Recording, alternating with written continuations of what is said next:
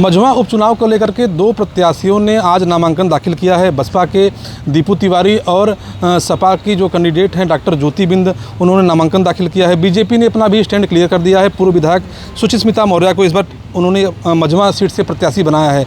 लोगों के आरोप भी हैं कि विकास काम नहीं हुए हैं, लेकिन यहाँ पे स्थानीय जो कछवा बाज़ार है, क्योंकि मझवा विधानसभा का ये मुख्य बाज़ार माना जाता है, तो यहाँ के जो स्थानीय पत्रकार हैं, स्थानीय नेता हैं, उनसे राय जानते हैं कि क्या इस बार जो जीत का हार का समीकरण रहेगा वो क्या रहेगा, जो जातिगत समीकरण है वो क्या रहेगा, क्या विकास के जो मुद्दे हैं वो इम्पैक्ट करेंगे, या जो बेरोजगारी की समस्या मझवा में बनी है क्या लोग उसको लेकर के वोट करेंगे।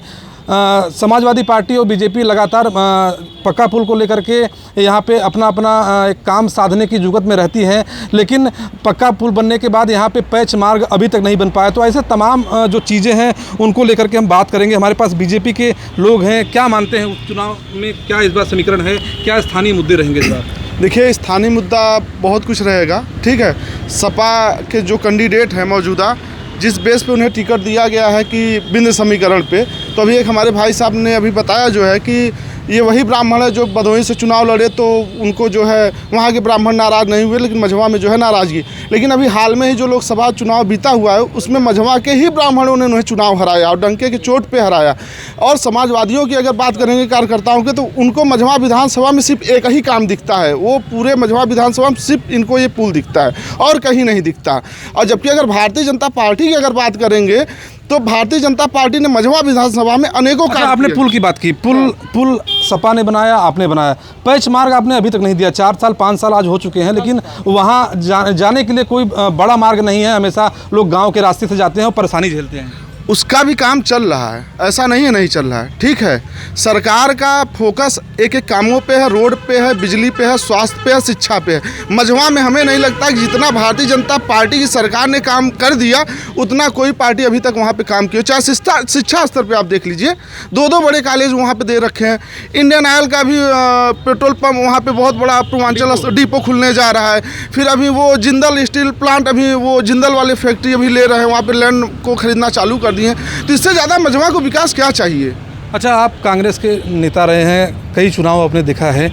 लोकपति जी यहाँ से बड़े कैंडिडेट थे जो चुनाव जीते थे, बड़े मंत्री बने थे, उसके बाद से कांग्रेस का यहाँ जनाधार कम क्यों होने लगा फिर? जैसा कि आप लोग भी देख रहे हैं कि इस समय मझवा में जो लोकपति त्रिपाठी जी करके गए, उसके बाद आज तक देख रहे हैं, चाहे रमई पट्टी रोड हो, चाहे कोई भी रोड है, खस्ता हाल है। केवल ये लोग ढिढोरा पीटते हैं विकास का।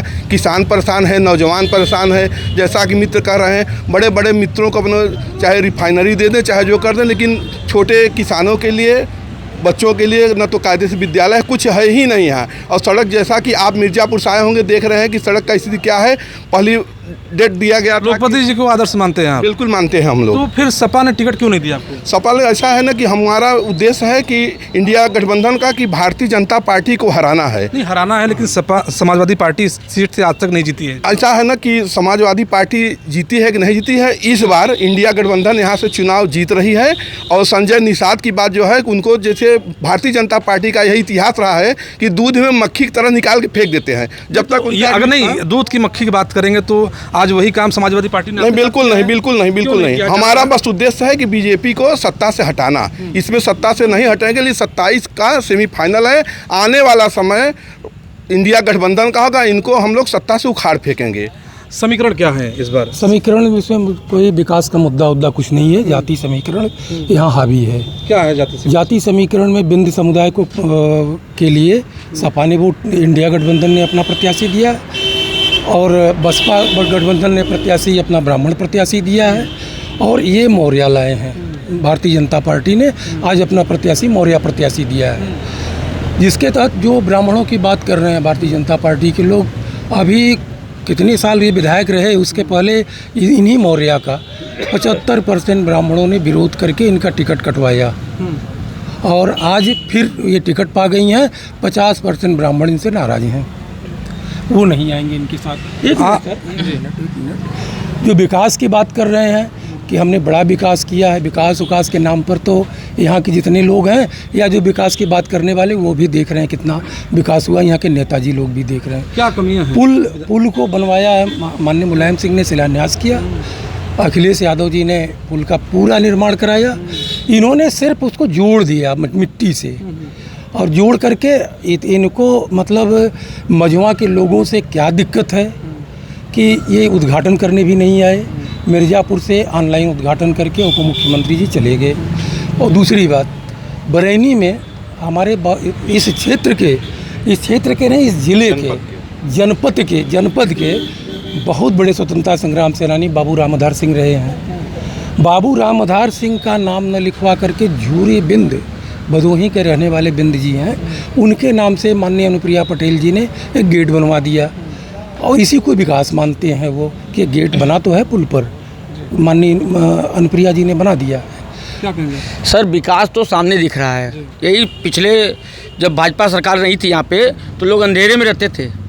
ये पावर प्लांट जो लगा है ना, ये भाजपा सरकार का देन है। गलत। इसके पहले लाइट नहीं थी। इसके पहले लाइट नहीं रहती थी सर। 8 घंटे लाइट रहती थी। 8 घंटे लाइट रहती थी। सपा तो बहुत कुछ कर गई, लेकिन बनवाया किसने है? बनवाया बीजेपी ने है। हम लोग यहाँ के पत्रकार हैं स्थानीय। विकास का मुद्दा जो अभी बात हो रही थी, विकास तो किया है बीजेपी ने, विकास किया है, इसमें दो राह नहीं है। विकास के मुद्दे पे सपा ने अभी जो अपना प्रत्याशी उठाया, अभी आपने पूछा, अभी आपने भी कहा कि ब्राह्मण नाराज नहीं है। ब्राह्मण क्यों नहीं नाराज हैं? ब्राह्मण अभी आपने देखा कि लोकसभा चुनाव में उनका 27,000 वोटों से। समाजवादी पार्टी ये भी कर रही है कि हमको भदोही में इन्हीं ब्राह्मणों ने जीत दिलाई है। अरे वो कैसे जीते हैं वही जानते होंगे, वो किस हिसाब से जीते हैं, कितने वोट से जीते हैं वो जानते होंगे। बीजेपी ब्राह्मण वहाँ नाराज है, ब्राह्मण यहाँ भी नाराज है।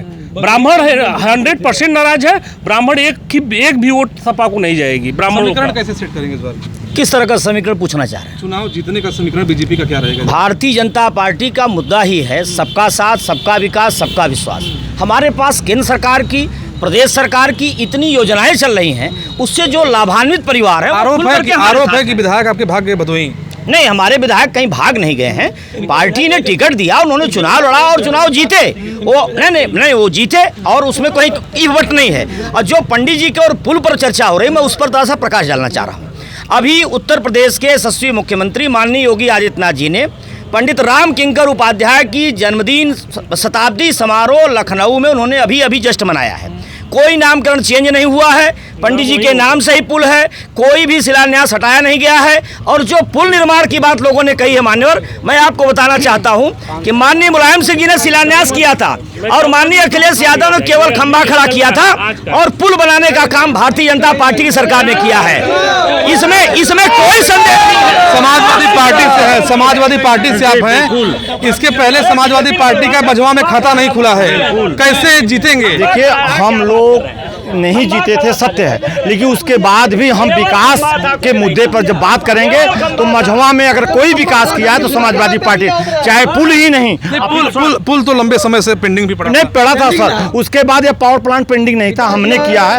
बाबतपुर से लेके बनारस तक रोड समाजवादी पार्टी ने बनाया।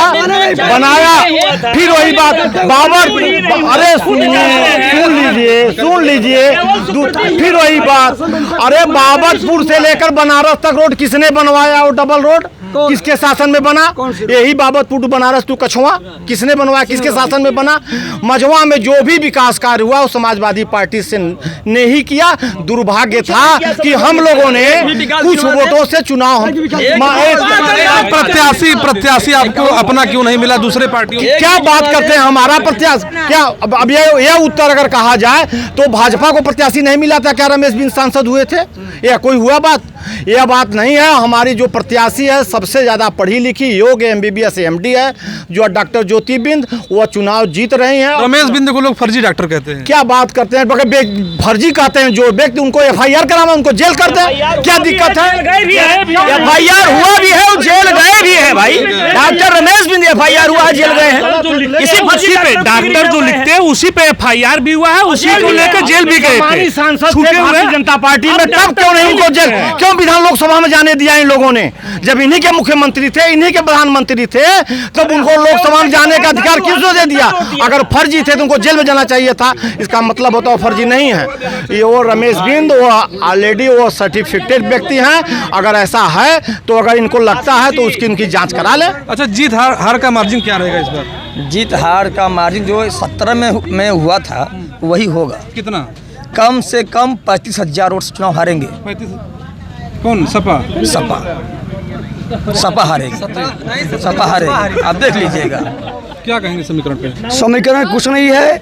मझवाग जनता जिस तरह चुनाव में हराई है, 14 में, 17 में, 19 में, 22 में और प्लस 2024 में वही होगा। हम लोग विकास के मुद्दे लेकर आए हैं। ये कहते हैं पुल मुलायम सिंह यादव ने बनवाया, बबुआ आए, पिताजी आए, बबुआ आया, बुआ आई, तीनों आए, 11-12 साल बीत गया, पुल बना नहीं। हमारी सरकार आई, उसने पुल पर ज़्यादा फोकस देकर 1.5 साल के अंदर बनवा कर चालू कराया उसको। अच्छा, आप युवा हैं, क्या मुद्दे हैं इस बार? मुद्दे क्या रहेंगे इस बार? शिक्षा की जी, रोजगार की। रोजगार चाहिए। रोजगार नहीं है? नहीं, रोजगार नहीं। किसी सरकार ने प्रयास? नहीं, इस सरकार में नहीं मिला रोजगार। रोजगार नहीं मिला। इस सरकार में रोजगार नहीं मिला, आरोप है। नहीं, कहाँ रोजगार नहीं मिला भाई? रोज हमारे यहाँ श्रम डिपार्टमेंट का कैंप लग रहा है, रोजगार मेला लग रहा है, बड़ी बड़ी कंपनियां आ रही हैं, लेखपालों का माटी उठाए वही रोजगार है। जो इनके रोजगार का मतलब है, जो रोजगार माटी करता है वही रोजगार है।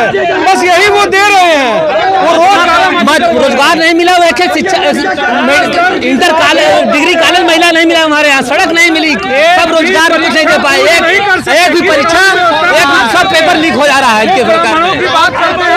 उनसे पूछिए कि वो अगर इतने ब्राह्मण हितैषी थे तो शुभम मिश्रा की मौत पे कितने योगी उनके घर चले गए?